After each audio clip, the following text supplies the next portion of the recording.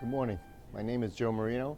I'm the Chief Executive Officer of Rite Solutions. Rite Solutions is a surface-to-table, veteran-owned small business with over 220 scientists, system engineers, and software development, concentrating on providing the warfighter with an information advantage. It's our focus area for the company. We believe that in today's environment of increased information flow, it's incumbent upon us to help the warfighter to make the best sense possible out of that information, to give them a clear and persistent advantage whenever they go into harm's way. I'm very proud of the company's accomplishments. We've been established since the year 2000, and we look forward to many years ahead. Thank you. Hello, my name is Mike Coffey of Rite Solutions. What you're about to see is a vignette that demonstrates the value of artificial intelligence in warfighting. In particular, this scenario demonstrates how an intelligent agent aboard a submarine in the combat system distills and disseminates information that assists the commander of the submarine in identifying and taking down a hostile vessel in a future warfighting event.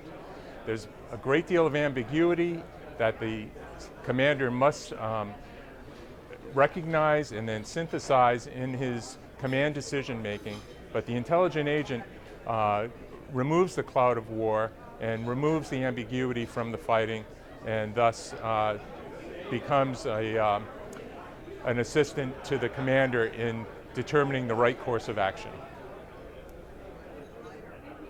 My name is Captain Ron Steed, and I'm the commanding officer of the USS New England.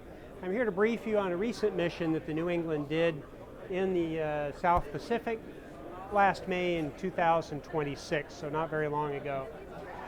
This mission was significant because it was the first time that my vessel had an intelligent agent which was part of the command system.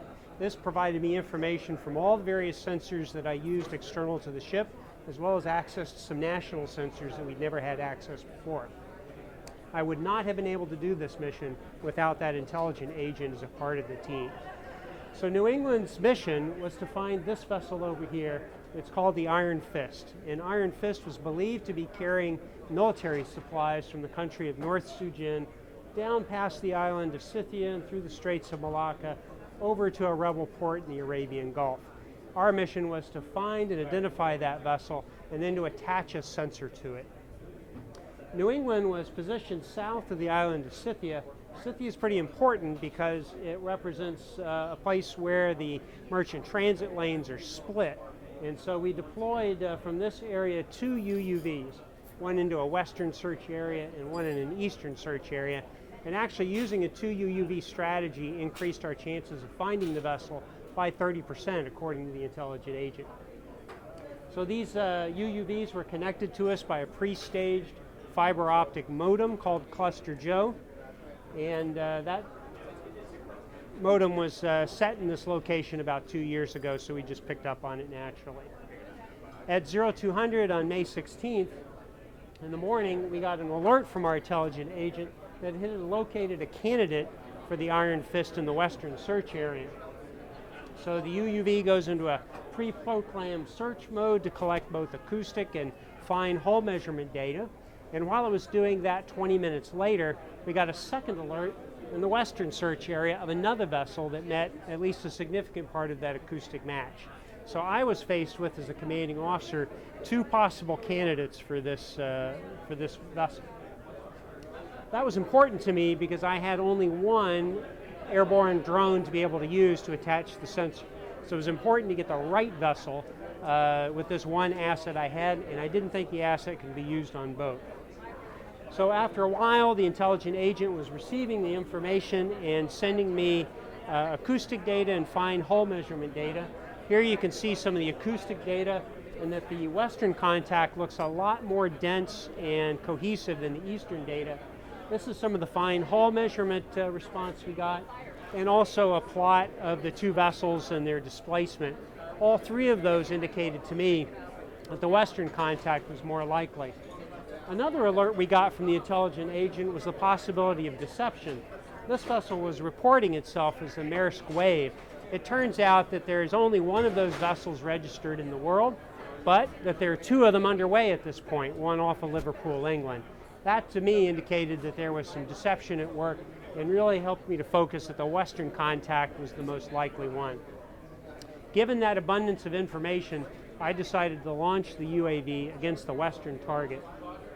So the UAV did a 360-degree flyby around, identified some of the unique visual aspects, a davit arrangement on this vessel which was unique to that particular vessel, and then also a unique ventilation port on one side.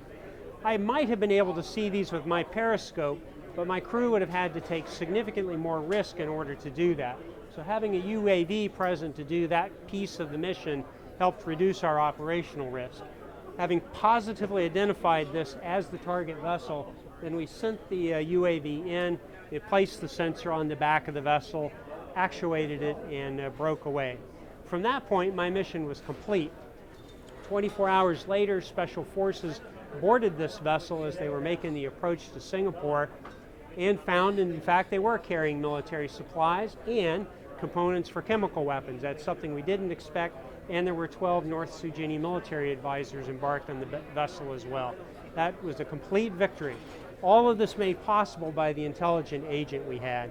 I would not have been able to do this mission 10 years ago when I was a junior officer. So being able to provide all that information in an agent made the mission successful.